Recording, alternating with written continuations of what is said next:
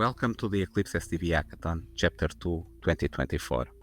This is going to be an overview of the Maestro challenge with some go-dos and go-hits for you to be ready to join the hackathon and take the most and the advantage of the software and the challenge that we are going to share with you. And hi, this is Haishi. I'm an architect at Microsoft. We started Symphony project about 4 years ago, so it's a long time ago. And the project was started in Redmond. I guess it's a bit far from some of you. But now we are very glad to bring this technology to the hackathon, and we hope to see how you can leverage Symphony for your use cases. Hi, and I'm Philippe.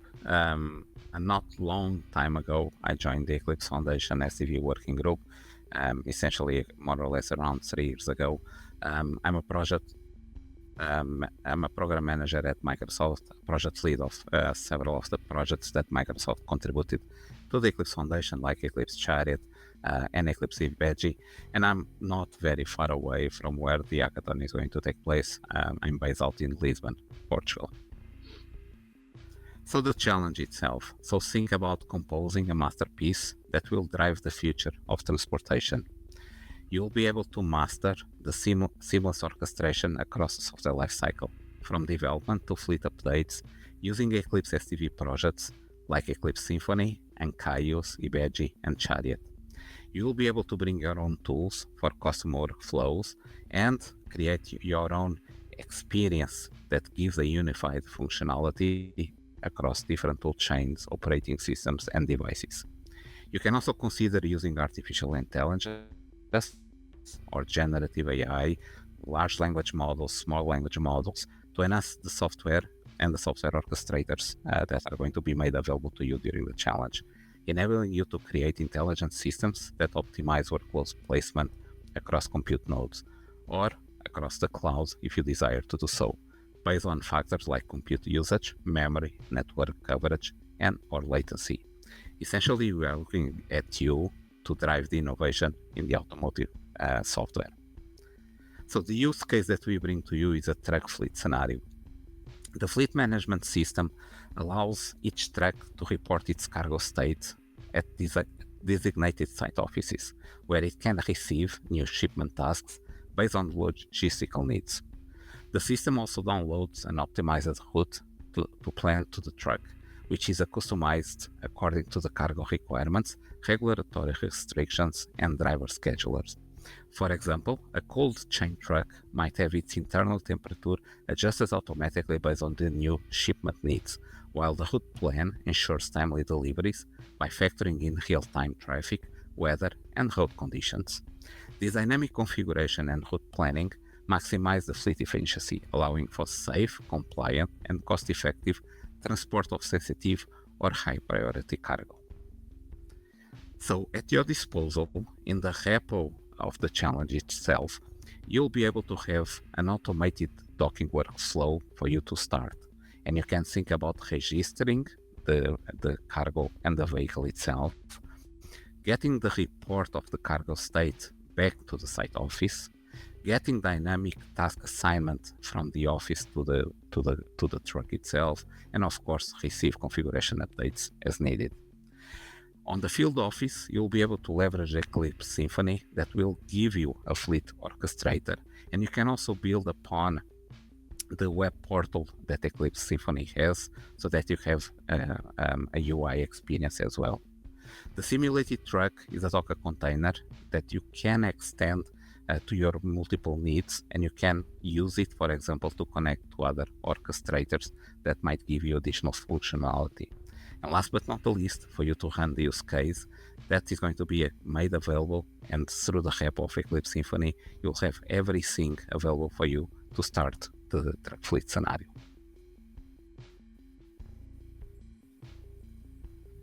Great. So let's just have a quick overview of how Eclipse Symphony enables such scenarios. So basically, Eclipse Symphony aims to provide an end-to-end consistent experience across different technologies, right? Regardless if it's a different operation systems, different payload types, different devices, different protocols. So Symfony provides this extensible architecture so that you can easily connect different systems into Symfony through various agents and providers. And if you go to the next slide, we can show you how Symfony enables such scenarios. Basically, Symfony creates these 4 high-level abstractions. These abstractions allow us to provide the Symfony solution in a very technology neutral way. The first part is the orchestration model. So basically, we provide this orchestration model for you to model your problem. So this is a key difference, right? Instead of jumping into modeling the solution, we want you to be able to model your problem so that the problem is clearly articulated across the life cycle. Then you can use this problem modeling then to find correct technical solutions to a problem. And as in the operation phase, we mostly use state seeking as the foundation of operation. So basically, your system declare reports of current state, and the user defines a desired state, and Symfony runs this reconciliation loop to bring your current state to the desired state. So with this abstraction, we can cover a lot of scenarios, such as software deployment, device update, configuration rollout, policy reinforcement, sidecar injection, etc. So this is what I mean, right? By using these high-level abstractions, we can actually provide those kind of consistency across different technologies. And the other aspect we bring in is the information graph, where a lot of not only SDV systems, right? In many systems, they need to manage an information graph, given if it's a asset topology or configuration hierarchy or application template, etc.